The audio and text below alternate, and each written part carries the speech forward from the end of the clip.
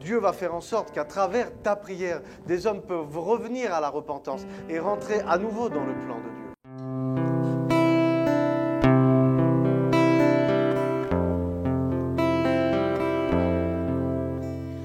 Courbé devant toi, je n'ai qu'un désir, te prêter ma voix pour t'entendre dire Qui te donnera ce que j'ai pour toi. Viens briller,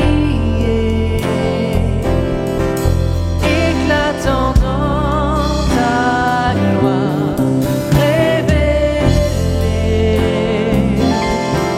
que chacun puisse voir, que mon être témoigne que tu es Dieu.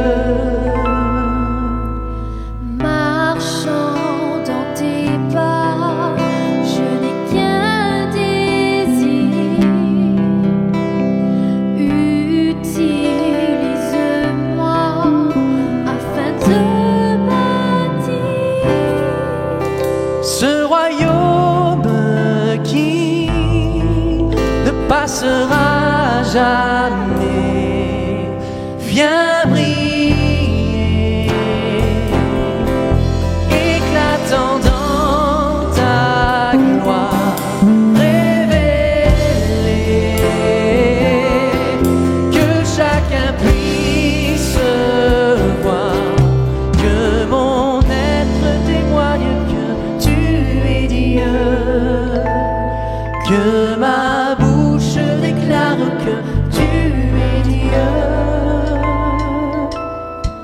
J'irai là où le ciel est éteint, j'irai briller, oh, emmène-moi, j'irai là où rien ne s'est comblé, j'irai briller, oh, emmène-moi, j'irai là où le ciel est éteint, j'irai briller, oh, emmène-moi, j'irai là où rien ne s'est comblé, j'irai briller, oh, emmène-moi.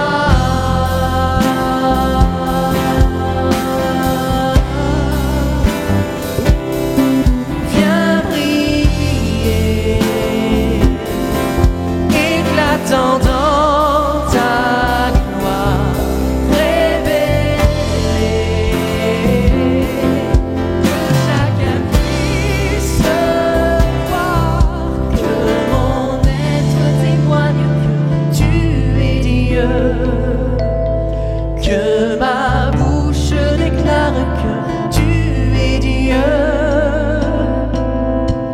J'irai là où le ciel est éteint, j'irai briller, oh, emmène-moi, j'irai là où rien ne s'est comblé, j'irai briller, oh, emmène-moi, j'irai là où le ciel est éteint, j'irai briller, oh, emmène-moi, j'irai là où rien ne s'est comblé, j'irai briller, oh, emmène-moi.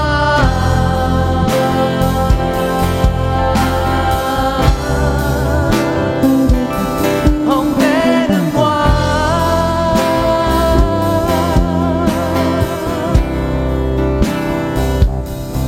Viens briller, éclatant dans ta gloire. Que Dieu vous bénisse. Je vous souhaite la bienvenue dans notre réunion. Tous ceux qui sont chez eux, qui nous écoutent via les réseaux sociaux. C'est une bénédiction de pouvoir encore partager ce que Dieu a mis sur notre cœur. Ce n'est pas sans difficulté qu'on cherche des messages dans la Bible qui cherchent déjà à nous bénir nous-mêmes, mais on essaye de faire ce que Dieu nous demande, et ce que Dieu m'a demandé personnellement, c'est de te bénir à travers sa parole. Le thème que nous allons approcher aujourd'hui, c'est un thème important. Et le thème, c'est ça, c'est l'interdit ne demeurera pas toujours dans le camp de Dieu. Et ça, c'est une réalité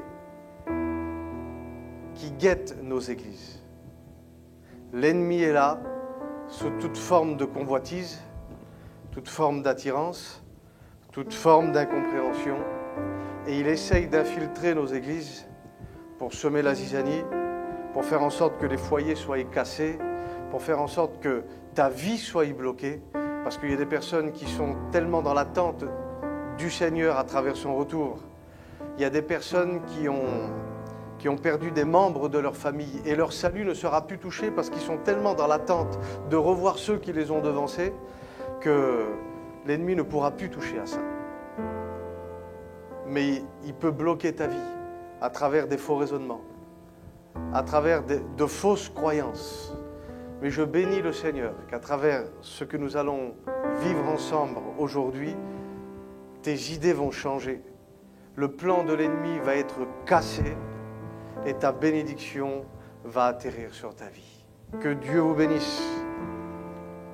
Je sens que je parle à quelqu'un. Oui, c'est à toi que je parle. Que Dieu te bénisse là où tu es.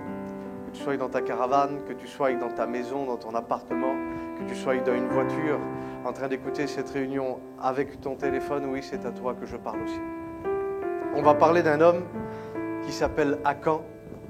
Et Akan, son nom dans la Bible veut dire quelque chose. Ça veut dire ce qui cause le trouble. Ce qui cause le trouble. Et tous les prénoms qu'il y a dans la Bible et les situations et les endroits qui sont cités sont prophétiques pour le temps que nous allons vivre. Parce que tout ce qui avait été écrit dans le passé était une ombre des choses qui allaient arriver. Et nous voulons prendre la Bible dans son intégralité. Et quand on regarde dans le livre de Josué au chapitre 7, c'est très important de comprendre l'histoire. Nous allons décoller ensemble. Faites attention aux turbulences peut-être. La Bible dit ça dans le livre de Josué au chapitre 7. C'est alors que les Israélites commirent une infidélité à l'égard de l'interdit. Et Akan, donc ce personnage que je viens de vous citer, qui était le fils de Carmi, fils de Zabdi, qui était le fils de Zérak, de la tribu de Juda. Il nous explique tout ça pour nous montrer que c'était quand même dans un contexte où ils étaient censés connaître Dieu et sa volonté. Descendant du peuple de Dieu, combattant lui-même dans la volonté de Dieu. Il va prendre une part de l'interdit, quelque chose qu'il ne pouvait pas faire, que Dieu avait dit non. Et la colère de l'Éternel, écoutez bien, va s'enflammer contre les Israélites. Et moi, ça m'a fait réfléchir ce texte. Parce que Dieu va déverser sa colère sur les Israélites pour un seul homme qui désobéit. Et c'est pour ça que nous sommes tous responsables les uns des autres. Nous devons comprendre quelque chose qui est important. C'est que l'œuvre de Dieu, elle se reçoit et elle se communique. Et en fonction des fois de nos bonnes ou de nos mauvaises décisions, ça va impacter notre vie. Ça va impacter et influencer notre environnement, nos enfants, nos foyers, voire même nos églises. Et il est important de considérer que notre réussite est importante aussi pour la réussite des autres. Et la Bible dit au verset 2 que Josué, ils étaient dans la quête du territoire, la conquête du territoire. Ils allaient prendre l'héritage que Dieu leur avait promis. Va envoyer de Jéricho des hommes vers Haï, donc c'était le camp ennemi, qui est près de Beth-Aven, à l'est de Bethel. Et il leur dit, montez et allez espionner ces pays. Et les hommes ont été espionnés, ceux qui habitaient à Haï. Et ils sont revenus vers Josué et dit, t'as pas besoin de faire en sorte que toute l'armée monte contre ce problème, parce qu'ils sont peu nombreux et nous allons avoir la victoire facilement sur eux. Et Israël est parti au combat avec quelques milliers d'hommes et ils ont tourné le dos à l'ennemi. Ça veut dire qu'ils ont fallu qu'ils battent en retrait. Et il y a eu une défaite qui est arrivée. Et dans le verset 6, la Bible dit que Josué va déchirer ses vêtements. il va tomber la face contre terre devant l'arche de l'Éternel, devant la présence de Dieu. Ça veut dire il ne va pas comprendre. On est habitué à gagner. Nous servons le Dieu de la victoire. Et là, on part au combat contre quelque chose qui, visiblement, normalement, on aurait dû gagner facilement. Et là, il a fallu qu'on parte. Et je ne comprends plus. La Bible dit qu'il va y avoir des choses qui vont être faites. Et Josué va dire ceci au verset 7. « Seigneur éternel, pourquoi as-tu poussé ce peuple à traverser le Jourdain pour nous livrer dans les mains de nos ennemis afin qu'on perde ?» Il ne comprenait pas. Et à un moment donné, la Bible dit au verset 10 que Dieu va prendre la parole, il entre en scène et il va dire à Josué, lève-toi, qu'est-ce que tu es en train de faire? Tu tombes la face contre terre devant moi. Mais je dis ça à quelqu'un pour avoir de bonnes réponses. Il faut se poser les bonnes questions. Parce que toute chose en entraîne une autre. Si tu es destiné à régner, que tu es appelé à vaincre et que tu es dans l'échec, il faut se poser des questions. Dieu parle et il dit ça au verset 11. Il dit « Israël a péché. Et ainsi, ils ont enfreint l'alliance que je leur avais prescrite.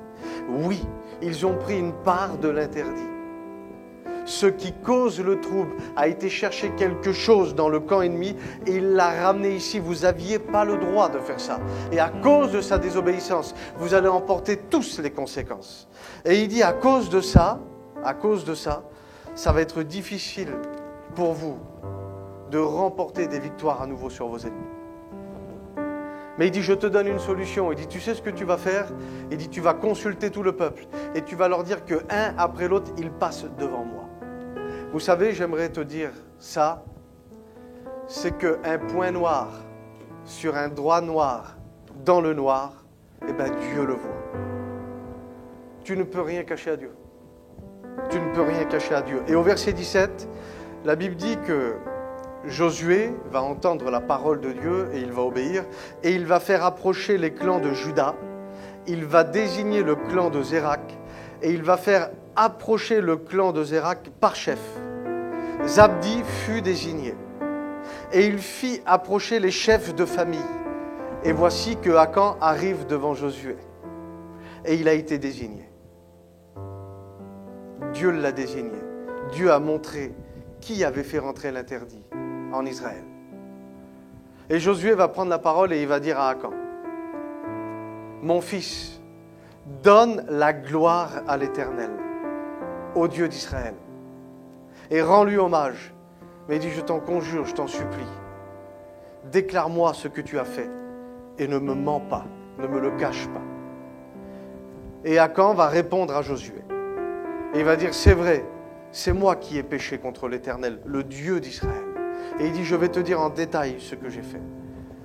Et dans ce qu'il a fait, au verset 21, il est dit ceci, j'ai vu dans le butin un manteau de chinéar, d'une rare beauté, ainsi que 200 cycles d'argent et un lingot d'or, qui pesait à lui seul 50 cycles. Et là, il va prononcer quelque chose et ça m'a parlé. Ça m'a rappelé une scène dans la Bible. J'en ai eu envie et je l'ai pris. Et c'est la même chose ce qui s'est passé en Éden.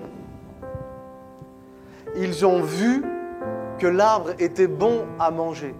Ce que tu convoites, un jour sera consommé. Et si c'est consommé hors volonté de Dieu, ça sera dissimulé. Et si c'est dissimulé, ça te pousse véritablement à demeurer dans un état de péché, dans le rejet, dans la culpabilité, dans le mensonge. Ils sont maintenant cachés en terre à l'intérieur de ma tente et j'ai posé de l'argent au-dessus. Et la Bible dit que Josué a entendu les paroles de Akan et il a envoyé des hommes pour voir si ce que Akan disait était vrai. Et quand ils sont rentrés dans la tente d'Akan, ils ont vu que tout était dissimulé ici. Et la Bible dit au verset 25 que Josué va prendre la parole. Et j'aimerais que tu dises ces mêmes paroles à ton problème. C'est important, ce que tu vas prononcer de ta bouche. Il va dire, combien est-ce que tu nous as rendus exécrables? L'Éternel aujourd'hui te rend exécrable aussi en ce jour. Et tout Israël lui jeta des pierres dessus, on le brûla et on les lapida. Ça veut dire qu'il est important de faire en sorte que ces mauvais sentiments, ces mauvais désirs, ce péché sous toute forme qu'on peut ramener dans nos cœurs, dans nos vies, dans nos foyers, dans nos églises, qu'on puisse les prendre, les brûler, les déchirer, les lapider spirituellement parlant. Et j'ai une bonne nouvelle, regardez ce qui se passe au chapitre 8 de Josué. L'Éternel va dire à Josué, sois sans crainte. Sois sans crainte. Et j'aimerais que tu prennes cette parole aussi. Sois sans crainte et ne t'épouvante pas. Prends avec toi tous les gens de guerre, lève-toi et montre maintenant contre Haï. Ça y est, tu peux repartir en guerre. Parce que voici, j'ai livré entre vos mains le roi d'Haï, tout son peuple, la ville et son pays. Il y avait un assaut que Dieu avait délivré. Il avait dit à Israël, maintenant que tu m'as dit la vérité, que tu as sorti ce qui mettait le trouble parmi nous, que tu as mis au feu et que tu as lapidé toute forme d'impureté, tu peux repartir au combat. Et oui, tu étais destiné à régner et tu vas encore dominer. Que ceci soit ton partage dans le nom de Jésus. Et j'aimerais te dire, oui, que Akan ne dominera pas toujours sur toi. Il est temps d'enlever Akan de ta vie. Il est temps d'enlever l'interdit de ta vie. Aujourd'hui, nous, en tant que chrétiens, ça va être difficile parce que ça va être trop visible. Et l'ennemi, pour certaines personnes, ne va pas venir avec ses gros sabots. Tu ne vas pas rentrer dans la réunion, prendre ton culte avec de la drogue dans la poche, avec de la cigarette, avec de l'adultère, avec du péché, de l'impureté. Mais il peut bloquer ta vie d'une autre manière. Et si tu étais dans ce cas-là, je t'invite tout de suite, à demander pardon à Dieu et que sa faveur vienne sur toi et qu'il t'accorde cette délivrance. Mais des fois, l'ennemi s'infiltre d'une manière plus subtile. D'une manière plus subtile. Et ce qui peut causer le trouble dans nos églises aujourd'hui, dans nos réunions, c'est cette mauvaise soif de justice. On prend les textes et on dit que Dieu a dit « à moi la vengeance, à moi la rétribution, Dieu va me faire justice ». Mais ça ne fonctionne pas comme ça. Dieu ne te vengera pas des hommes. Dieu va faire en sorte qu'à travers ta prière, des hommes peuvent revenir à la repentance et rentrer à nouveau dans le plan de Dieu. Et il y a des mauvaises soifs de justice. Il y a ce que moi j'appelle l'incompréhension chronique. C'est répétitif. On se sent toujours mal compris. On donne une idée et puis il semblerait qu'il y a toujours une contradiction. On s'assoit à côté de quelqu'un et puis il semblerait que cette personne, comme par hasard, elle ne voulait pas nous parler. Quand quelqu'un est en train de passer, qu'elle nous regarde, on se sent jugé. On ne se sent jamais compris. À chaque fois qu'on dit quelque chose à quelqu'un, il semblerait qu'elle nous contredit. Et on est rentré dans un état d'esprit où tu ramènes une mauvaise atmosphère là où tu es. Parce que tu te sens toujours incompris alors que c'est faux. L'ennemi a fait d'un grain de sable dans ta vie une montagne. Une montagne. Et il y a aussi, pour beaucoup de personnes, c'est comme ça, un besoin d'exister. Alors bien sûr que nous avons besoin d'exister. Mais je le dis pour ma part, j'ai besoin d'exister devant la face de Dieu, plutôt que d'exister devant la face des hommes. Et il y a trop de gens qui vivent pour que les hommes les regardent, qui vivent pour qu'on leur dise que c'est bien. Alors que dans ta chambre, la Bible dit que quand tu fermes ta porte, le Père est déjà là. Et j'aimerais t'inviter à réaliser que ce n'est pas la faveur des hommes qu'il te faut, mais c'est la faveur de Dieu.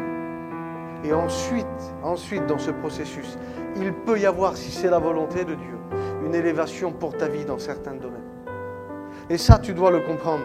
Je me rappelle qu'il y a un moment, parce qu'il peut y avoir plein de bonnes ou de mauvaises raisons de rentrer dans ces attitudes-là. Là, nous sommes en train de nous stabiliser et tu vas pouvoir enlever ta ceinture.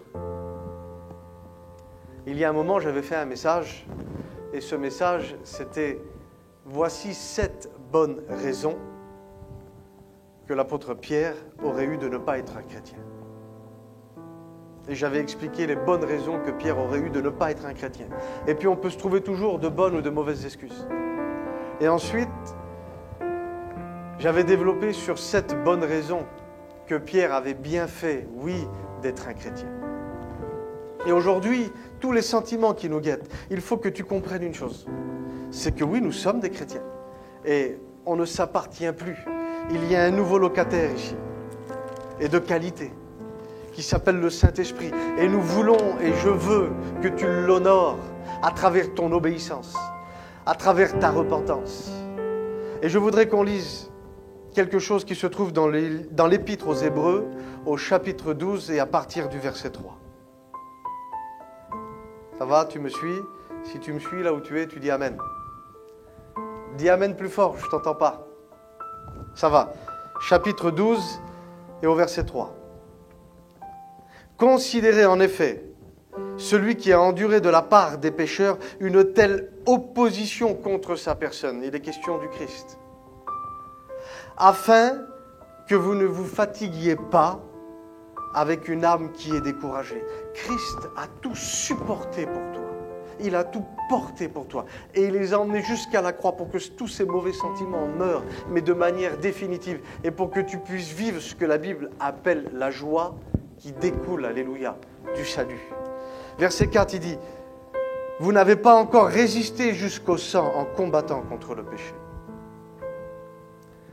Et vous avez oublié l'exhortation qui vous est adressée, mais comme étant à des fils. » Et là, il y a un appel à grandir en maturité. Il ne nous parle plus comme à des enfants. Parce que la Bible dit que quelqu'un qui est encore dans la dimension de l'enfance ne différencie en rien d'un esclave. Ça veut dire que tout est à lui, mais il n'a pas la maturité nécessaire pour prendre ce qui est à lui, la part d'héritage. Et Dieu t'appelle, et il te parle, et il ne te considère plus comme étant un enfant, mais comme étant un fils. Décide à partir d'aujourd'hui de grandir. Et voici ce qu'il est écrit. « Mon fils, ne prends pas à la légère la correction du Seigneur. » La correction, ce n'est pas toujours négatif. On corrige celui qui part dans une mauvaise direction. Et on l'exhorte de manière volontaire à ce qu'il revienne de ses voies et qu'il dise le chemin que j'ai emprunté depuis le temps, que ce soit pour de bonnes ou que ce soit pour de mauvaises raisons. Je vois que c'est négatif, que ça n'aboutit à rien. Alors je décide de faire un retour sur moi-même. Je descends à moi-même. Je fais un demi-tour sur le chemin et je rentre dans le chemin que Dieu avait déjà prévu pour moi. Alléluia. Et il dit, ne te décourage pas lorsqu'il te reprend. Le verset 6, il dit, car le Seigneur corrige celui et celle qu'il aime. Ça veut dire que si tu te sens, on va dire, corrigé par Dieu, que Dieu est en train de te parler, même que ça fait mal, c'est une preuve que Dieu t'aime. Et oui, j'aimerais te le dire, Dieu t'aime. Et la Bible dit, ça c'est fort, que tous ceux que Jésus frappe de verge sont des fils qu'il a agréés. Ça veut dire qu'il a une destinée pour toi. Il a un chemin qui est déjà tracé, des œuvres qui sont préparées d'avance. Mais il est temps de laisser faire Dieu enfin dans ta vie. Et là, ce sont des mots forts que la Bible va prononcer, mais je ne voudrais pas être plus poli que la Bible. Verset 7, il est dit ceci, supporter la correction. Le terme employé, c'est supporter l'instruction. C'est comme à des fils que Dieu vous traite. Il dit, car quel est le fils que le Père ne va pas corriger? Il dit, vous n'êtes pas exempt de la correction à laquelle vous avez tous part. Et voilà ce qu'il dit, vous n'êtes pas des enfants illégitimes. Vous n'êtes pas des enfants illégitimes. Vous êtes des vrais fils qui avaient été adoptés selon les règles et de la loi de l'ordonnance divine. Et vous ne véhiculez pas à l'intérieur de vous n'importe qui. Vous véhiculez à l'intérieur de vous la personne la plus puissante de l'univers. Et ça, on doit le réaliser. Verset 9. Il dit, puisque nous avons eu des pères dans la chair qui nous ont corrigés et que nous avons même respectés, ne devons-nous pas, à plus forte raison, nous soumettre au Père des esprits afin qu'on puisse avoir la vie? Parce que l'objectif pour Dieu de tout ça, de sa correction, de dire oui qu'il y a des choses dans ta vie qui voudraient que tu renonces, qui voudraient que tu mettes dehors, qui voudraient que tu chasses, c'est pour un seul but, c'est que pour que tu puisses saisir l'authentique et la véritable vie qui t'est proposée. Il dit, nos pères, en effet, nous corrigeaient pour peu de temps comme ils le jugeaient bon, mais Dieu nous corrige dans notre véritable intérêt. C'est extraordinaire les paroles qui sont prononcées. Il nous corrige pour notre véritable intérêt, afin de quoi? De nous faire participer, oui, à sa sainteté. C'est l'objectif, c'est le but à atteindre. Toute correction, il est vrai, paraît au premier abord un sujet de tristesse et non de joie. Mais la Bible dit que la tristesse, selon Dieu, te pousse à la repentance pour te propulser dans le salut. Et tout ce qui découle du salut, alléluia. Mais il dit, tôt ou tard, elle va procurer en toi un fruit paisible de justice pour te propulser véritablement dans sa sainteté. C'est pourquoi redresser les mains qui sont abattues. C'est important de lever les mains en signe de victoire, en signe de dire, je dis stop à l'Égypte. Je lève mes mains vers Dieu en disant, oui, je décide de t'obéir, je me rends à partir d'aujourd'hui. C'est drapeau blanc pour moi. Et il continue. Il dit, pour plus que tes genoux soient paralysés, il est temps d'avancer maintenant. Et le verset 13 va dire ça. Il dit que vos pieds, alléluia, suivent des pistes droites, afin que celui qui est boiteux ne dévie pas, mais plutôt qu'il soit guéri. Il est important que tu considères que tu peux avoir une marche. Parce qu'il faut que tu comprennes ça. Tu pourras, dans certaines situations peut-être, être certainement la seule Bible que les gens liront. Vous êtes une lettre lue de tous les hommes. Il y a des gens, ils ne viendront jamais dans nos réunions. Il y a des gens, ils n'écouteront jamais ces messages sur les réseaux. Mais il y a des gens, en te voyant vivre, parce que tu as décidé de vivre, parce que tu as décidé d'obéir, parce que tu as décidé de prendre Akan et de le jeter en dehors du camp, parce que tu as décidé d'être un disciple de Christ, parce que tu as été sauvé, tu as réalisé la valeur de l'éternité et en retour, tu décides de sauver les autres, à travers simplement ton témoignage. Vous savez qu'un sourire est le moyen d'évangéliser. Vous savez que le respect de notre prochain est aussi une manière d'évangéliser. Akan ne restera pas toujours dans le camp de Dieu, j'en suis persuadé. Le psaume 119 au verset 10 et au verset 11, il est dit ceci.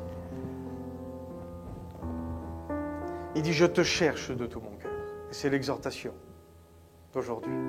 Je te cherche de tout mon cœur. Ne me laisse pas m'égarer loin de tes commandements. Parce que le psalmiste savait que dans l'obéissance du commandement, Seigneur, il y avait une vérité de libération qui se dégageait pour nous, mais aussi pour ceux qui sont autour de nous. Ne me laisse pas m'égarer loin de tes commandements. Verset 11, il dit, je serre ta parole contre mon cœur. Et une version dira, je serre ta parole dans mon cœur, afin de ne pas pécher contre toi. Afin de ne pas être déclaré comme étant quelqu'un qui désobéit. J'aimerais te dire que si tu entres dans cet état d'esprit d'obéissance, la Bible dit que la bénédiction sera ton partage. Amen. Et que la bénédiction de l'Éternel est poursuivie d'aucun. D'aucun. Alléluia. Dis-le avec moi. D'aucun chagrin. Ah, je ne sais pas, mais moi j'aime la Bible. Je sens que je suis en train de te parler. Je sens que Dieu est en train de faire quelque chose. Alors le problème, il est dissimulé dans nos cœurs aujourd'hui. Et j'ai noté plusieurs formes de problèmes. Ça peut être le manque de confiance en Dieu. Par rapport à une situation financière, des choses que l'on doit faire, des crédits à payer, problèmes de foyer, toujours avoir peur que Dieu ne va pas nous exaucer dans un contexte de famille. Je me rappelle souvent au début que j'étais chrétien, il y avait des personnes autour de moi, je les voyais ne pas être fidèles dans les réunions ou dans les choses que Dieu leur demandait. Pourtant, ils étaient conscients que Dieu était en train de leur demander des choses. Mais ils disaient, je ne peux pas aller, il faut que j'aille travailler. Ce n'est pas Dieu qui va me donner à manger. Alors qu'en réalité, il est le pourvoyeur de tout. Il a pourvu en tout et pour tous. Mais si tu comprends que tu recherches en priorité le royaume de Dieu, sa volonté et sa justice, parce qu'il y a des lois, il y a un cadre, il y a des ordonnances, il y a une obéissance, il y a une allégeance à faire à la personne du Saint-Esprit. Tu recherches premièrement le royaume de Dieu et sa justice, tout vous sera donné par-dessus tout. Donc ça veut dire que tu n'as à t'inquiéter de rien. Le manque de confiance en Dieu Le manque aussi de confiance en soi. Ben oui, parce que si Dieu t'a fait confiance, tu peux te faire confiance. La méconnaissance de l'Écriture. Parce que combien de personnes ont fait des expériences avec Dieu, mais ton expérience doit être validée par l'Écriture. Mais si tu as une mauvaise connaissance de l'Écriture, comment tu peux valider ton expérience? Le manque de connaissance de l'Écriture fait en sorte que tu peux pécher contre Dieu et contre sa parole. Le manque de maturité, parce qu'il semblerait que plus on vient aux réunions, plus on va grandir. Ce n'est pas un processus naturel, mais c'est un processus spirituel. Et il est temps de faire des choix. Il faut décider de grandir. Savoir qu'il faut tendre l'autre joue, c'est un fait. Mais être en mesure de tendre l'autre joue, c'est autre chose. C'est autre chose. Et la maturité est un choix. La maturité ne vient pas nécessairement avec le temps. Mais la maturité est un choix. Décide, alléluia, d'être mature. Et beaucoup de personnes n'ont pas compris que s'il y a chute sur chute, c'est parce que quelque part, l'orgueil est trouvé chez eux. Parce que la Bible dit que ce qui précède la chute, c'est l'orgueil. Mais si tu aurais été trouvé humble aux yeux de Dieu, ton partage serait l'élévation et la gloire de Dieu. La gloire veut dire aussi le mot réception. Ça veut dire que tu recevrais de Dieu dans tous les domaines de ta vie. Se surestimer, ça aussi c'est un problème. Mais aussi avoir cette pensée où on se sous-estime en permanence, ça aussi c'est un problème. Et puis tu peux mettre ton problème là. Tu peux mettre ce que tu veux, on ne va pas tous les énumérer. Mais je vais te donner 2 secrets qui, selon moi, qui sortent de la parole de Dieu, qui sont efficaces contre toute forme d'impureté, contre toute forme de péché, contre toute fausse croyance, qui sont en mesure de délier des situations des plus compliquées. Parce que des fois, on arrive devant un tombeau, on roule la pierre, Jésus parle, la résurrection a eu lieu, mais il fallait encore délier la situation. Et délier la situation, ce n'est plus le domaine de Dieu, c'est ton domaine à toi. Jésus a dit, allez le délier, allez le délier, allez le délier. Et à travers ton acceptation à la parole de Dieu, à ton sujet dans ta vie, tu peux te délier toi-même. Tu peux te délier toi-même. Le premier point, et puis Seigneur, qu'est-ce que l'Évangile est en train de nous montrer? Et ce que tu dois réaliser, c'est que tu es aimé de Dieu. Écoute-moi bien, que tu es aimé de Dieu, mais tu es aimé de Dieu sans condition. Son amour n'est pas conditionnel. Et la priorité, c'est de se reposer dans ça. Il venez à moi, vous tous qui êtes fatigués et chargés, j'ai une bonne nouvelle pour toi. Si tu es fatigué et chargé, voici le message qui est pour toi.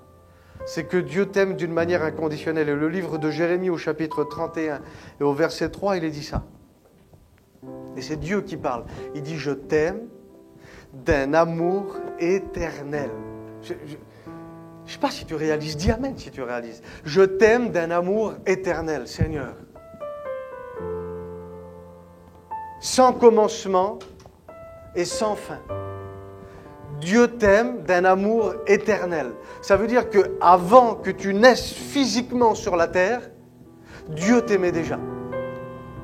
Le jour où tu es né sur cette terre, Dieu t'aimait encore, mais il ne t'a pas aimé plus. Parce que l'amour éternel de Dieu, ce n'est pas un amour qui varie selon les circonstances. C'est un amour inconditionnel et qui est éternellement présent. Et le jour où tu as commencé à grandir, que tu as commencé à mal parler à tes parents, que tu as commencé à pécher, peut-être que tu t'es drogué, que tu t'es retrouvé en prison parce que tu as fait des choses atroces, Dieu ne t'a pas aimé moins à cause de ces choses-là. Non. Dieu ne t'a pas aimé moins. Parce que c'est un amour éternel. Et sans condition. Mais le jour où tu es né de Dieu, Dieu ne t'a pas aimé plus. Tu as simplement dit oui à ce que l'amour de Dieu rentre dans ta vie. Mais Dieu t'aimait toujours autant le jour où tu es né de nouveau. Et le jour où tu as commencé, peut-être des fois, à faire des efforts, et à rentrer dans une forme d'obéissance, ben excuse-moi, Dieu ne t'a pas aimé plus encore. Et le jour où tu as mis les genoux à terre, où tu as mal parlé à ton pasteur peut-être, eh bien Dieu ne t'a pas aimé moins non plus. Parce qu'il t'aime d'un amour éternel. Et je faisais ce message et je réalisais ça. Que tu vas au ciel ou que tu vas en enfer, ben Dieu t'aimera toujours autant. Et c'est ça l'amour inconditionnel et éternel de Dieu. Et ça me repose d'une force. Et je comprends que parce que Dieu ne me demande pas de faire des efforts pour qu'il m'aime, ça me pousse à avoir une réflexion. Et le deuxième point, le deuxième secret que je sors de l'Écriture, de la parole de Dieu, se trouve aussi dans l'évangile de Matthieu, au chapitre 22 et au verset 39. Et il dit ceci, c'est le deuxième plus grand commandement. Il dit, tu aimeras ton prochain comme toi-même. Tu aimeras ton prochain comme toi-même. Considérez-vous comme étant des personnes véritablement aimées de Dieu. Tu es aimé de Dieu. Dieu t'a fait confiance. Dieu est patient avec toi. Dieu est compatissant avec toi. Dieu est miséricorde. Dieu a foi en toi.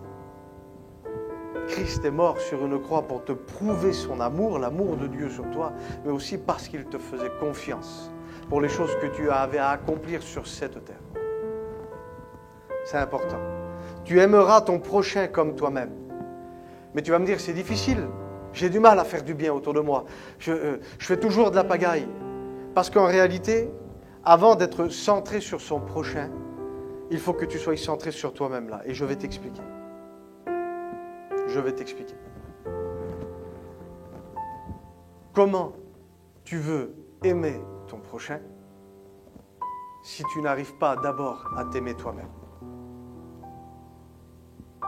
Comment tu veux avoir confiance en ton prochain si tu as du mal à avoir confiance en toi? Comment veux-tu être compatissant, à avoir de la patience et de la compréhension envers les autres si tu n'arrives pas à avoir tout ça déjà envers toi? Et c'est ça ce que Dieu veut faire. C'est ça ce que le Saint-Esprit est en mesure de faire. Et à partir du moment où il y a guérison, où il y a restauration, que tu réalises que Dieu t'a aimé sans condition, Seigneur, maintenant apprends-moi à m'aimer comme toi tu m'aimes. Et quand j'arrive à m'aimer, que je règle ce problème-là, Seigneur, je vais avoir beaucoup plus de facilité à aimer les autres. Et j'aimerais dire à quelqu'un que si Dieu t'aime et si Dieu t'a aimé, tu as le droit, peu importe ce que tu as fait, tu as le droit de t'aimer. Tu as le droit de t'aimer. Parce qu'aujourd'hui, ce sont des réalités qu'on néglige. Parce qu'on dit, il faut aimer son prochain. Alors on se force à faire du bien autour de nous. Mais nos cœurs, excusez-moi, ils sont sales. Ils sont pourris. Et les mouches reviennent toujours. Parce que les mouches se posent sur la saleté. Et on chasse les mouches à coups de réunion, à coups d'imposition des mains. L'activité, l'activisme. Alors qu'en réalité, les mouches reviendront toujours, parce que la saleté est toujours là. Et tu dois te laisser nettoyer par ces paroles, pour que les mouches ne reviennent plus, s'il n'y a plus de saleté. Si ton problème est réglé de l'intérieur, toutes ces choses ne peuvent plus revenir dans le nom de Jésus. Dans le nom de Jésus. Pour ça, on ne peut pas dire que tout va bien quand tout va mal. On ne peut pas faire semblant d'être des églises où on est une vingtaine dans la chorale et puis merci Seigneur, tout le monde a les mains levées comme ça. Mais dans la chorale, les deux qui chantent à côté, les deux sœurs qui chantent à côté, elles ne se supportent pas. Alors ça, c'est une union. C'est ce que moi j'appelle l'œcuménisme. On dit que tout va bien, on fait la même chose, mais en réalité, ce n'est pas vrai. Dieu nous appelle à être un. Chaque fois que Dieu a déversé quelque chose d'extraordinaire, c'est quand ils étaient un seul homme, une seule voix, un seul corps qui se levait. Eh oui. La prière fervente du juste a une grande efficacité. Imaginez-vous que le juste, ce n'est pas un individu, mais c'est une église tellement ensemble que Dieu ne les voit plus comme étant 10 femmes, mais comme véritablement étant sa fiancée et sa future épouse. Et c'est celle-ci que Christ vient chercher, dans laquelle il prend plaisir. Que Dieu soit béni et que ce soit ton partage. Et tu dois le considérer que pour arriver à cette dimension, il faut permettre au Saint-Esprit d'être libre parmi nous. Parce qu'on veut toujours se réjouir en Dieu, alors que Dieu aussi voudrait se réjouir en nous. Dieu voudrait se réjouir en nous. Et là, nous sommes dans la phase où nous allons commencer à redescendre un petit peu. Et on va atterrir bientôt. Dieu voudrait se réjouir en toi et c'est possible. S'il s'est réjoui en moi, s'il s'est réjoui en tant d'hommes et de femmes sur terre, avec tellement d'impureté et d'incapacité, il peut se réjouir en toi. Alléluia. Si tu crois à cette parole, dis Amen. Je ne t'entends pas. Si tu crois à cette parole, dis Amen. Alléluia. Je prie pour que ce soit ton partage. Parce que regardez ce qu'il est dit dans le livre des Éphésiens au chapitre 4 et au verset 30. Il était question de régler des problèmes entre frères et sœurs. Il est question de communion, il est question d'unité. N'attristez pas le Saint-Esprit de Dieu, Seigneur. Ben oui. Tu attristes le Saint-Esprit quand la communion dans une église n'est pas réelle. On traite le sujet de serviteurs de Dieu ensemble. On traite le sujet de chrétiens et de chrétiennes ensemble dans l'église. N'attristez pas le Saint-Esprit de Dieu, par lequel vous avez été scellés pour le jour de la rédemption, Seigneur. Et ça, c'est ma version à moi. Que tous les interdits, que tous les hackants, que tout ce qui peut causer le trouble, je ne sais pas si vous réalisez, pour que le Saint-Esprit se réjouisse en nous, pour qu'on n'attriste pas le Saint-Esprit par lequel nous avons été scellés le jour de la rédemption, il faut faire en sorte que tous les hackants et tous les interdits quittent l'Église de Dieu. Et l'Église de Dieu n'est pas un local, mais c'est ton cœur, c'est ta vie, c'est toi. Et il le dit, quels sont les hackants qui guettent nos églises aujourd'hui? Quels sont les interdits qui guettent nos églises? Ce sont les amertumes. Que toute animosité, que toute clameur, que toute calomnie, que toute espèce de méchanceté disparaissent du milieu de vous. Je ne sais pas de quelle manière. Si tu te positionnes dans la grâce, si tu as besoin d'une délivrance, si tu as besoin d'un renoncement, ou si tu décides fermement d'obéir à partir d'aujourd'hui, mais peu importe la manière, si tu veux que le Saint-Esprit se réjouisse en toi, que tu deviennes un parfum de bonne odeur pour Dieu et pour les gens qui t'entourent, il faut que tu décides que ces choses-là disparaissent du milieu de toi. Il ne parle pas d'un sentiment les uns envers les autres. Ce n'est pas celui-là au départ. Mais c'est ce que tu amènes dans l'Église. Si moi je suis un peu colérique, que la sœur là-bas elle est un petit peu jalouse, que toi tu es un petit peu calomniateur, que toi tu es un peu impur, que toi tu es un petit peu envieux, imaginez-vous ce qu'on emmène dans nos églises. Et c'est pour ça que le Saint-Esprit ne se réjouit plus et qu'il est attristé. Ah, que Dieu t'accorde la grâce de comprendre ces choses-là. Il faut que vous soyez bons, c'est un ordre, il est dit. Les uns envers les autres. Les uns envers les autres. Et il y a une image prophétique, spirituelle, une petite note cachée dans ça. Il y a des personnes, c'est vrai, où on va être un avec eux. Mais il y aura les autres. Et il y aura les autres. Donc il faut que tu sois bon, ceux avec qui tu t'entends bien. Et il faut que tu sois bon aussi avec les autres. Soyez bons les uns avec les autres, compatissants. Et voici la clé. Parce que quand tu as reçu cet amour, c'est parce que tu réalises que tu as été pardonné de Dieu. Et comment recommuniquer aux autres? C'est en les pardonnant aussi. En vous pardonnant réciproquement, ça ne va pas toujours dans un sens, réciproquement, comme Dieu lui aussi vous a pardonné en Christ. Et j'aimerais que tu écoutes cette parole, et c'est une importance capitale. La réussite de ta vie spirituelle détermine la réussite de ton Église. Quelle vérité! Si tu réussis, ton Église réussit. Si tu réussis, ton foyer réussit. Si tu réussis, tes enfants réussissent. Tôt ou tard, même si ça prend du temps pour certaines personnes. C'est une certitude. Il faut que tu t'armes de cette pensée que Dieu t'a aimé sans condition, que tu es le modèle de Christ sur terre, parce qu'à quoi bon d'aimer les gens et de pardonner les gens dans le ciel? C'est ici que ça se passe. C'est ici que ça se passe. Alors si Dieu t'a aimé sans condition, j'aimerais te dire ça, pourquoi ton prochain aurait besoin de remplir certaines conditions pour que tu l'aimes? et que tu sois compatissant envers lui. Un copain qui avait fait un message et le thème de son message était le choix d'aimer. Décide d'aimer aujourd'hui. Écoute-moi. Décide de laisser faire Dieu et d'aimer. Retire Achan, retire l'interdit du milieu de ton cœur. Et je vais clôturer, nous sommes en train d'atterrir avec ce verset.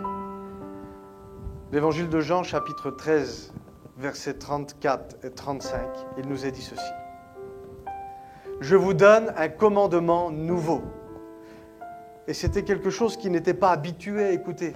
Peut-être que toi, tu as écouté de tes oreilles. Peut-être que ton âme, ton cœur n'a pas encore écouté ça avec autant d'impact qu'aujourd'hui. Je vous donne un commandement nouveau. Aimez-vous, alléluia, les uns les autres. Alléluia, dis amen, c'est dur. Aimez-vous les uns les autres. Oui, la belle-mère m'a fait du mal. Oui, mon fils, ça a été compliqué. Oui, mon patron, il s'est passé ça dans l'entreprise. Et alors, on n'a pas de temps à perdre. N'attriste pas le Saint-Esprit. Retire Achan et l'interdit de ta vie, afin que ta vie, ton foyer, tes enfants, ton église, tu deviennes enfin une source d'inspiration et que tu puisses te positionner dans les choses que Dieu t'a demandées depuis le temps. Oui, pasteur, je parle à un pasteur aussi. Décide d'aimer tes brebis. Même si des fois, il semblerait que c'est une tâche ingrate. Décide de les aimer sans rien attendre en retour. Décide de les aimer sans rien attendre en retour. Aimez-vous les uns les autres. Oui, comme je vous ai aimé. Il le redit encore une fois. Aimez-vous les uns les autres. Et à ceci, pas autre chose. Tous reconnaîtront que vous êtes mes disciples. Mais à quoi? Il le redit encore une troisième fois. À l'amour, alléluia, que vous aurez les uns pour les autres. Nous venons d'atterrir et sur ces quelques paroles, j'aimerais prier pour toi. J'aimerais prier pour toi. Peu importe si tu es au volant de ta voiture, si tu es dans ta caravane, dans une maison, si tu es dehors en train d'écouter ce message, je voudrais que tu te poses quelques instants. Pose-toi quelques instants. Ferme tes yeux. Ferme tes yeux, vas-y, ferme tes yeux. Tu n'as pas envie, mais vas-y, ferme tes yeux. Et je vais prier pour toi. Seigneur, notre Père, qui occupe les trois cieux, que ton règne vienne et que ta volonté se fasse. Tu nous as demandé, Seigneur, de nous aimer les uns les autres, d'aimer notre prochain comme on doit s'aimer nous-mêmes, Seigneur. Apprends-nous, Seigneur, à réaliser davantage ton amour. Apprends-nous, Seigneur, davantage à ce que nos yeux soient plus fixés sur ce que les gens peuvent penser de nous. Mais nous voulons être focalisés sur ce que toi, tu penses de nous. Seigneur, que cet amour que tu as déposé dans nos cœurs, ce pardon, cette compréhension, cette révélation du Christ dans nos vies, deviennent de manière définitive notre partage à partir d'aujourd'hui. Reçois là où tu es cette compréhension. Je brise toute forme d'incrédulité. Je brise toute forme de rejet, toute forme de culpabilité dans le nom de Jésus. J'anéantis toutes ces forteresses maintenant au nom de Jésus. Et reçois cet amour. Libère cet amour qu'il y a dans ton cœur. Merci Père pour la faveur que tu nous accordes. Merci pour ce que tu es en train de faire. Merci Seigneur pour nos frères et nos sœurs et amis qui sont en train d'écouter ce message. Seigneur, que ta parole, Seigneur, passe. Que ta parole passe. Saint-Esprit, te demandons, Seigneur, de ne plus être attristé parmi nous, mais viens te réjouir parmi nous. Oui, apprends-nous, Seigneur, à avoir le comportement qu'il faut pour que tu puisses te réjouir parmi nous. C'est ma prière. Apprends-nous à entendre ta voix. Apprends-nous à être des modèles, Seigneur, pour nos enfants, pour nos femmes, pour nos maris, pour nos parents, Seigneur, pour les gens qui nous entourent, pour les gens avec qui on travaille. Seigneur, pour la rue où on habite, pour la ville où on demeure. que la France soit impactée, Seigneur, à cause de notre témoignage. Tu as dit que dans les derniers temps, tu répandrais ton esprit sur toute chair. Et nous voulons croire que ta faveur, ta bénédiction, elle n'est pas encore terminée. Et que si nous sommes nés dans cette époque, dans cette génération, c'est qu'il y a une destinée, il y a quelque chose à vivre avec toi. Je te prie pour nos églises. Je te prie pour tes pasteurs. Je te prie pour tes enfants.